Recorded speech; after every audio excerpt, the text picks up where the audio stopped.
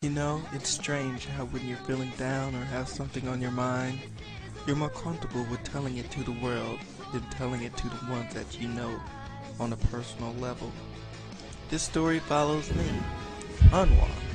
You may know me from the MySpace alias Mad Hatter. Anyway, you may think that my world is full of love, joy, and happiness, but you're so wrong. Instead, I'm slowly finding the shards of a broken heart.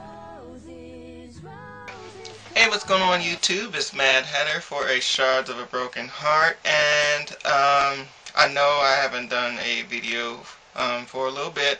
Haven't been as consistent as I would like to be, but I must say that I was going through a lot, and I am finally ready to talk about it.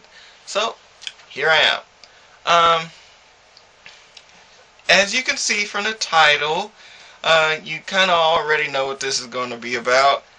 I must say that I was very in denial in my younger high school days, and up until college and everything. People would say it, but I was one of them people that was like, I don't know, and it's funny because I was battling to and fro, and it really bothered me in a more depressing way, a more stressful way, and it was really eating me up. And I went to, well, what I would like to call a support group, the Open Arm Brotherhood. It's a chat room on Stickam where I thought those people really liked me, and I had a little bit of support. I had a couple people that I could consider family at that time, but now I don't even touch Stickam anymore because of... Anyway, I gotta say that my experience with all of this has been very troublesome, very stressful, and I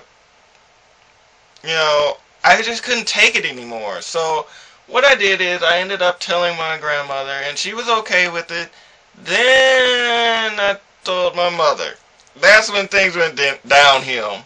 I remember when I told her, I think it was last Sunday, and I was getting ready for a choir rehearsal, and things were good, until she said that I take longer in the bathroom than a woman. Which is true. I do take very long in the bathroom, getting ready and stuff, because hey, I try to look good, so I do what's necessary.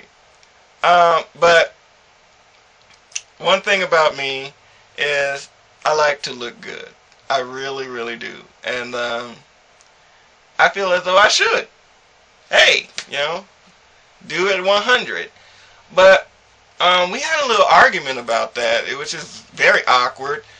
So to take my mind off of that, I looked at God and Jesus, God or Jesus, and I actually went to church. I left church because I just couldn't get this thing out of my mind. I couldn't get these thoughts out of my mind. And it's very conflicting when you go to church and they're already like preaching against it and stuff. Do you ever get uncomfortable? I do. I get very uncomfortable. But getting back on topic, I actually left church and came home. And that's when things got really bad. I came home and I just couldn't take it. I was crying profusely because before I even told her, and I was just crying like oceans. And because at the time all I could think about is, oh my gosh, she's going to disown me, she's going to throw me out, she's going to kick me out of the house, I'm never going to be able to come back, my family is going to stop talking to me, and I'm going to lose everybody, and I'm just going to be all at square one. when I did tell her, she did not take it very well at all. She was actually beating me up. Not physically, not really. But she was very, very, very upset, and she hasn't really gotten over it yet. But we're working it out. Hey, Chloe. Sorry, my cat came in, and it was just chaos. I actually had to leave that night when I told my mother because it came down to the point where I needed to go to the hospital because I was about to commit suicide. And I was very, very serious. The cops came, I was taken in an ambulance, and I actually had to stay in the hospital overnight because of that. So it was intense, okay?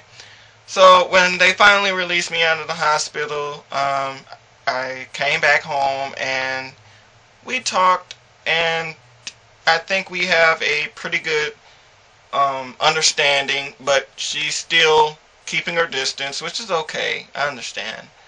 But I feel so much better. I really do. Now that I got that off of my chest, you know, and, you know, people were telling me to tell her a long time ago, tell her. And, you know, one thing I can say about coming out to your parents and coming out to your family is just take your time. Go at your own pace. Forget books, because I actually bought a book about it. I can't find it right now. Oh, actually, yes, wait a minute. Okay, I actually bought this book, Outing Yourself, How to Come Out to Your Family, Friends, and Coworkers, by Michelangelo Signorilli. I don't know who the heck that is. But I actually read that trying to get some kind of guidance, coaching, or whatever. This book sucks. Go at your own pace. And, you know, hey, make sure that you're old enough. Make sure you're old enough to actually find yourself a place and, you know, have support systems around there. About my friends, I did not tell my friends. I only told one, which is Pam, which is my best friend, and she's really, really cool with it. She didn't have a problem with it before, but she's really, really cool. We're actually gotten closer because now we can talk about it openly and freely, and there's no, like, nervousness or anything like that. As far as the other friends, I haven't told them, and I probably won't. If they see the video, they see the video, whatever. I haven't told the rest of the family. If they see the video, whatever. It is what it is. But I feel very happy. I'm very comfortable, and I'm just living my life. So it was a blessing in disguise. You know what I'm saying? So I think that is it for now. If you guys can help me out with this, or give me your stories below in the comments, that would be really, really cool, and I hope to continue this journey with you guys, okay? So that's all for now. This is Mad Hatter signing off. Peace, love, unity, respect. I'm out.